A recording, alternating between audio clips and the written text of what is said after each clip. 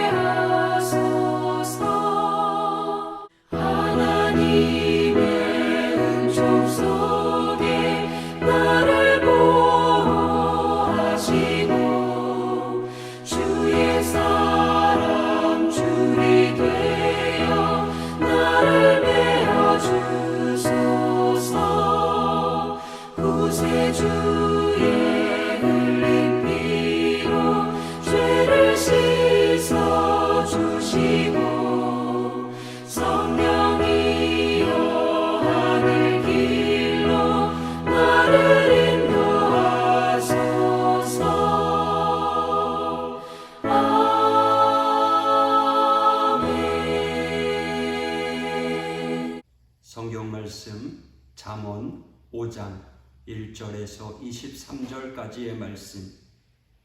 내 아들아, 내 지혜에 주의하며 내 명철에 네 귀를 기울여서 근신을 지키며 내 입술로 지식을 지키도록 하라. 대저 음녀의 입술은 꿀을 떨어뜨리며 그의 입은 기름보다 미끄러우나 나중은 같이 쓰고 두 날 가진 칼같이 날카로우며 그의 발은 사지로 내려가며 그의 걸음은 수월로 나아가나니 그는 생명의 평탄한 길을 찾지 못하며 자기 길이 든든하지 못하여도 그것을 깨닫지 못하느니라. 그런즉 아들들아, 나에게 들으며 내 입의 말을 버리지 말고 내 길을 그에게서 멀리하라. 그의 집 문에도 가까이 가지 말라. 두렵건대 네 존영이 남에게 잃어버리게 되며 네 수완이 잔인한 자에게 빼앗기게 될까 하노라.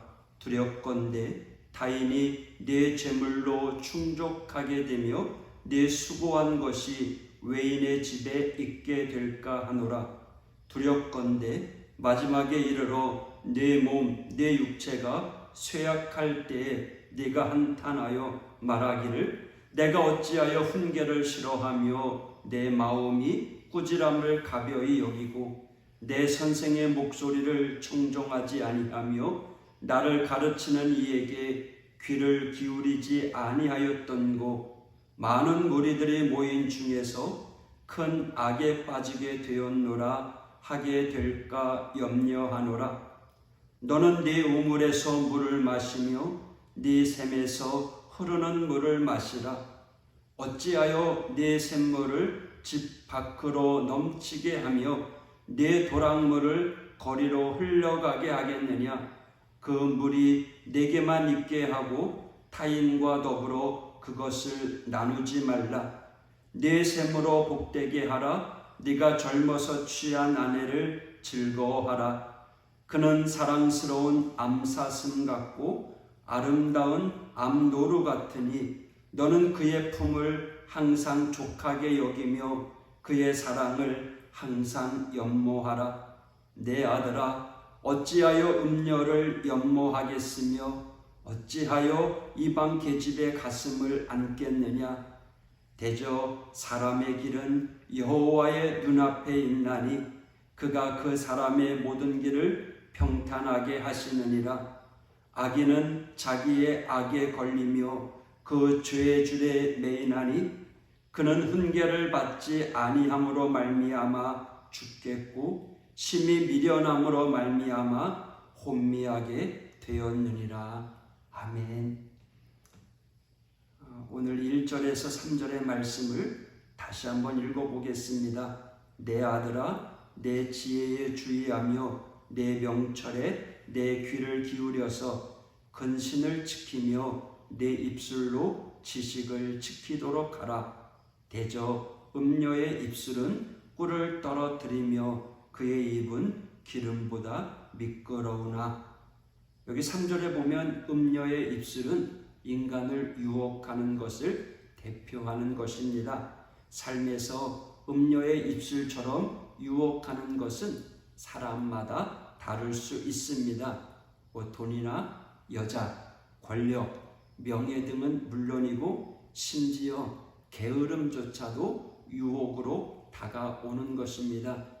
성경을 펼치면 갑자기 눈꺼풀이 무거워지다가도 스마트폰이나 TV 앞에서는 밤을 새우더라도 집중하는 것입니다. 자신이 좋아하는 것에 집중하지 못하는 사람은 없습니다. 그러나 우리 삶의 유익은 대부분 우리가 좋아하는 것을 통해서 주어지지 않습니다. 그러므로 자신이 싫어하는 것이라 할지라도 집중할 수 있는 자는 성공할 수 있게 된다는 겁니다. 영적인 원리도 마찬가지입니다. 우리 안의 죄는 우리의 영혼에 해로운 것에 주목하게 만듭니다. 그래서 우리는 이 영적인 죄를 짓지 않기 위해서 애써야 됩니다. 5절에 보면 그의 발은 사지로 내려가며 그의 걸음은 스올로 나아가나니.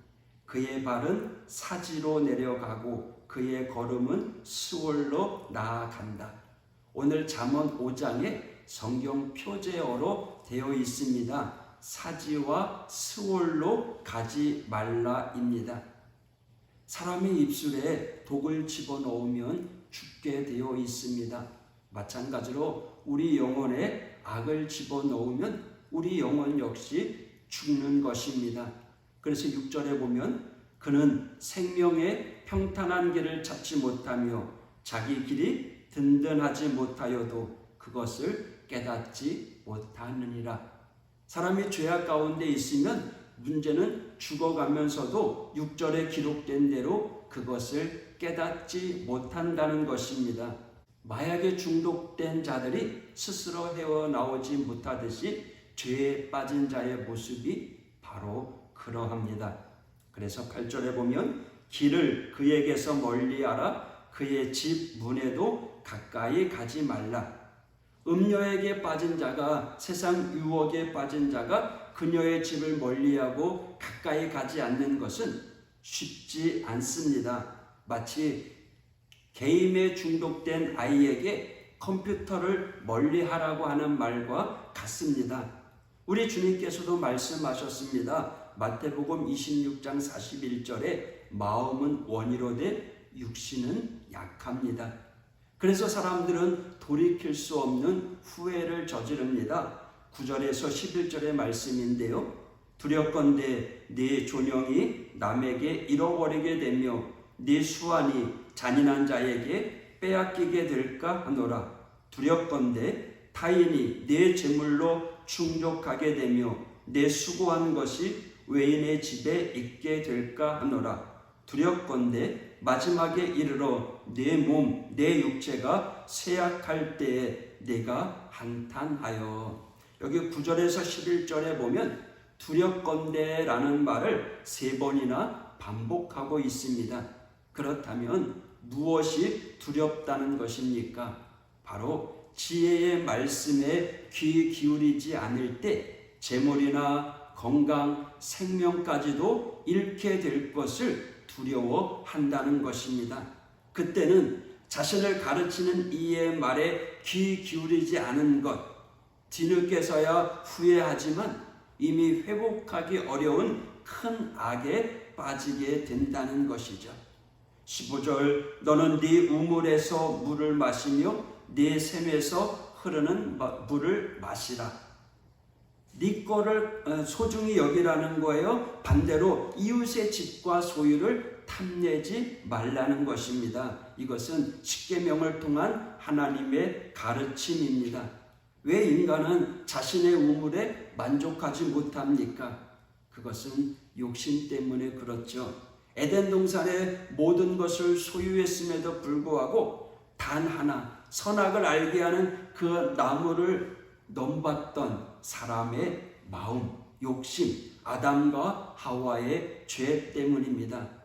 마귀의 유혹은 우리로 하여금 항상 자신의 것으로 만족하지 못하게 합니다. 그리고 만족하지 못하는 이는 결코 제대로 서지 못하는 거죠. 왜냐하면 마귀가 무너뜨리기 때문입니다. 반대로 자족하는 이는 마귀가 결코 무너뜨리지 못합니다. 그래서 사도 바울도 빌립보서 4장 11절에 내가 궁핍함으로 말하는 것이 아니니라 어떠한 형편에든지 나는 자족하기를 배웠노니. 하나님의 위대한 복음 사역자였던 이 사도 바울, 얼마나 많은 유혹이 있었겠습니까? 그는 전도 여행 중에 여러 가지 위험을 겪었죠. 강도의 위험을 겪었고요. 광야와 바닷속의 위험이 있었고요. 때로는 거짓 형제들로부터 생명의 위협을 당했다고 고백합니다. 그리고 또 그가 가지고 있었던 고난, 또 수많은 유혹들, 환난들, 하지만 그 모든 것이 이 바울에게는 불거품이 되었다는 거죠.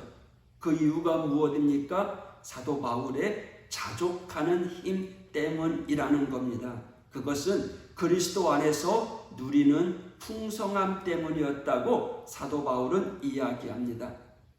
오늘 마지막 21절에 대저 사람의 길은 여호와의 눈앞에 있나니. 하나님의 눈앞에 있는 사람은 복된 사람입니다. 하나님 눈앞에 자신이 있다는 것을 발견하는 사람은 행복한 사람입니다. 그런 사람은 시편 1편에 기록된 대로 악인들의 꾀를 따르지 아니하며 죄인들의 길에 서지 않으며 오만한 자들의 자리에 앉지 않는 것입니다. 오직 하나님의 말씀만 영의 양식으로 먹기에 그 영혼은 풍성한 열매를 맺을 수 있는 겁니다. 오늘 저와 여러분이 하나님 눈앞에 있는 인생이라는 사실을 깨닫고 하나님을 떠나서는 우리는 살 수 없습니다. 사도 바울처럼 겸손함으로 자족의 삶을 살아가는 믿음의 성도가 되기를 원합니다. 뿐만 아니라 오직 말씀과 기도만이 유혹을 이기고 올바른 하나님의 자녀의 길을 갈 수 있다는 사실을 깨닫고 오늘도 말씀 안에 복된 삶이 되시기를 주님의 이름으로 축복합니다. 기도하겠습니다. 하나님 아버지 감사합니다. 우리의 길은 하나님의 눈앞에 있음을 고백합니다. 하나님을 떠나서는 살 수 없습니다. 하나님 앞에 선 우리 앞에 놓여진 수많은 유혹 가운데 흔들리는 것이 아니라 우리의 시선이 하나님께로 향하고 주님과 동행하는 삶이 되게 하여 주시옵소서. 주님, 어떤 유혹 가운데서도 흔들리지 않게 도와주시고 내게 베풀어 주시는 그 은혜에 감사하며 살아가는 믿음의 성도들 될 수 있도록 인도하여 주옵소서. 오늘도 이 생명의 말씀이 우리의 삶 가운데 믿음의 씨앗이 되어서 30배, 60배, 100배 열매 맺는 성도들 되게 하여 주옵소서. 예수님 이름으로 기도했습니다. 아멘.